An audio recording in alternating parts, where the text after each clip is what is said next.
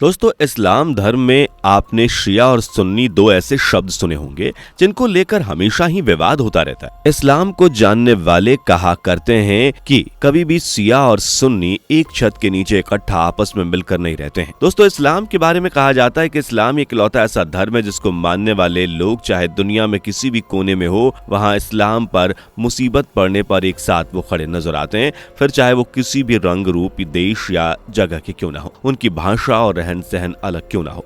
लेकिन दोस्तों, ये बात पूरी तरह से सही नहीं है। इस्लाम की जिस एकता के बारे में दुनिया को बताया जाता है वो कहीं ना कहीं एक भ्रम बनाया गया है। जी हाँ दोस्तों, जिस तरह हिंदू धर्म में जातियों के नाम पर लोग बटे हुए हैं, उसी तरह इस्लाम में शिया और सुन्नी दो पंथ हैं। लेकिन इनमें क्या अंतर है और सुन्नी कौन है, आज हमारे इस वीडियो में हम इसी के बारे में बात करने वाले हैं। वीडियो को आखिर तक जरूर देखिएगा। वीडियो पसंद आए तो लाइक और शेयर जरूर कर दीजिएगा। दोस्तों, जो लोग कहते हैं कि इस्लाम में किसी तरह का कोई भी बंटवारा नहीं है और ना ही इस्लाम में जाति बरादरी को माना जाता है, तो आपको बता दें कि ये बातें महज हवाई हैं।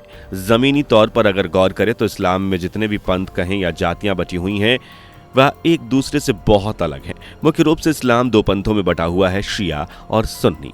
इस दुनिया में जहाँ जहाँ इस्लाम है वहाँ इस्लाम के दो पंथ हैं, मगर आपको जानकर हैरानी होगी कि इस्लाम को मानने वाले ज़्यादातर मुसलमान यानी कि 80% मुसलमान सुन्नी हैं और 20% शिया हैं।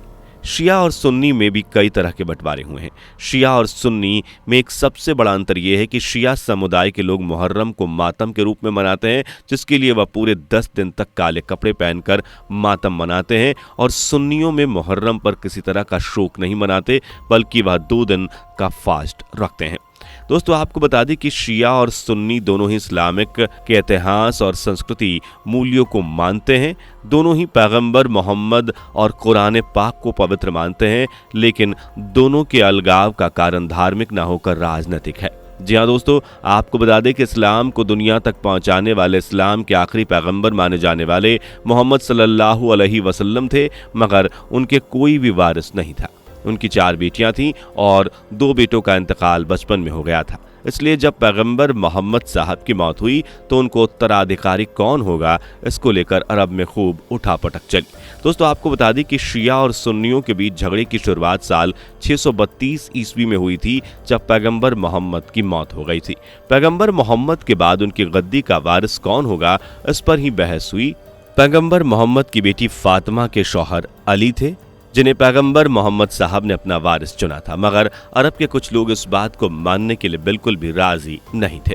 दोस्तों, यहीं से शुरू हुई शिया और सुन्नी के अलगाव की कहानी, जहां एक और ज्यादातर लोग पैगंबर के करीबी अबू बकर को उनकी गद्दी का वारिस बनाना चाहते थे, तो वहीं दूसरी तरफ कुछ लोगों का दावा था कि मोहम्मद साहब के दामाद अली ही उनके असल वारिस हो सकते हैं, क्योंकि उनका मानना था कि पैगंबर साहब खुद ने अली को पूरी मुस्लिम कौम का वारिस चुना था। लेकिन सभी लोग किसी एक वारिस पर सहमति नहीं दिखा सके, और यही से जो लोग अबू बकर को खलीफा माने वो शिया हो गए।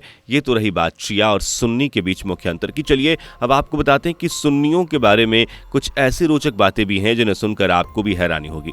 दोस्तों, आपको बता दें कि सुन्नी भी मुख्य रूप से 4 वर्गों में बटे हुए हैं। जी हाँ, और ये वर्ग हैं हनफी, शाफई, मालिकी और हम्बली। ये सभी सुन्नी वर्ग के लोग इस्लाम की 6 मान्यताओं को मानते हैं। पहली मान्यता है कि अल्लाह सिर्फ एक है, मोहम्मद साहब को आखिरी पैगंबर मानते हैं और इस्लाम के सभी पैगंबर में यकीन रखते हैं। इनके अलावा सुन्नी मुसलमान फरिश्तों में यकीन रखते हैं, मौत के बाद की जिंदगी में और जजमेंट यानी क़यामत पर यकीन रखते हैं, और तकदीर में भी यकीन रखते हैं। अल्लाह की भेजी गई सभी आसमानी किताबों में यकीन रखते हैं, जिनमें कुरान सबसे ज़्यादा पवित्र मानी जाती है। दोस्तों, आपको बता दें कि सुन्नी मुसलमान पैगंबर मोहम्मद साहब के अलावा हजरत इब्राहिम, हजरत मूसा, हजरत ईसा, हजरत नूह और भी इस्लाम के कई पैगंबरों में यकीन रखते हैं। अब अगर बात करें शिया और सुन्नी मुस्लिमों के बीच मुख्य अंतर की, तो दोनों की विचारधारा बहुत ज़्यादा अलग नहीं है, बल्कि कुछ राजनीतिक मतभेद ज़रूर हैं। आपको बताते हैं, कुरान में इमाम मेहंदी का जिक्र किया गया है, जिनको लेकर भी शिया और सुन्नी अलग अलग विचारधारा रखते हैं। आपको बता दें कि शिया मुस्लिम मानते हैं कि इमाम मेहंदी का जन्म 869 ईस्वी में हुआ था और वो अल्लाह के हुक्म से आज भी दुनिया पर नजर बनाए हुए हैं और मुसलमानों को देख रहे हैं, और जब अल्लाह चाहेंगे वह इस दुनिया में एक बार फिर से जन्म लेंगे। दूसरी, सुन्नी मुस्लिम मानते हैं कि अभी तक इमाम मेहंदी इस दुनिया में आए ही नहीं है। दोस्तों, अगर बात की जाए तो इमाम मेहंदी को तो बता दें कि इस्लाम में ऐसा माना जाता है कि क़यामत से पहले करीब 4, 5, 7, 9 या 19 साल तक इमाम मेहंदी दुनिया पर राज करने आएंगे और दुनिया से बुराई को मिटा देंगे। यहाँ आपको बात एक क्लियर कर दें कि इमाम मेहंदी का जिक्र कुरान पाक में नहीं बल्कि हदीस में किया गया है। हदीस एक तरह मुसलमानों के लिए वो कानून है जिसका पालन मुसलमान करते हैं। जीने का तौर तरीके से लेकर मोहम्मद साहब के नज़रिए से इस्लाम को दिखने और मुसलमानों को बेहतर इस्लाम सीखने के लिए हदीस को लिखा गया है। सुन्ना, हदीस और कुरान तीनों को इस्लाम में काफ़ी मान्यता दी गई है। आइए आपको इन तीनों में अंतर बताते हैं। हदीस के बारे में बात करें तो हदीस में मोहम्मद साहब की सारी सीख उनके शब्दों में इस्लाम को लिखा गया है। वहीं कुरान की बात की जाए तो कुरान को अल्लाह ने पैगंबर मोहम्मद पर उतारा था और ऐसा भी माना जाता है कि कुरान एक आसमानी किताब है जो सीधा जन्नत से आई थी। तीसरा, सुन्नत है, जिसके बारे में बात करें तो इसका मतलब होता है हजरत मोहम्मद की कही गई बातें, इस्लाम की शिक्षा और मुसलमानों के लिए इस्लाम का कैसे पालन करना है। पैगंबर मोहम्मद ने कहा है कि मैं आपके लिए यानी मुसलमानों के लिए 2 चीजें छोड़कर जा रहा हूं जिन्हें पकड़कर चलने से आप कभी गुमराह नहीं होंगे। पहले कुरान और दूसरी सुन्नत।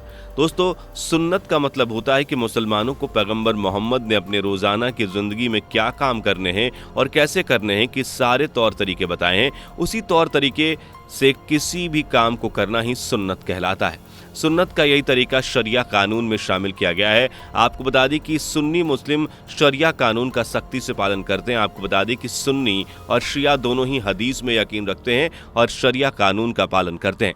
दोस्तों, असल में इस्लाम अहल अल बैत का भी जिक्र करता है, जिसका मतलब होता है घर के लोगों, यानी कि यहाँ पैगंबर मोहम्मद साहब के घर वालों की बात हो रही है जिन्हें शिया मुस्लिम बहुत मानते हैं। शिया मुस्लिम का मानना है कि पैगंबर मोहम्मद अपने घर के लोगों को ही अपनी गद्दी का वारिस बनाना चाहते थे, जबकि सुन्नी इस बात से यकीन नहीं रखते और वो अहल अल बैत की अलग तरह से व्याख्या करते हैं। दोस्तों, वक्त वक्त पर शिया और सुन्नी मुस्लिमों के बीच की ये खाई और भी ज़्यादा बढ़ती चली गई।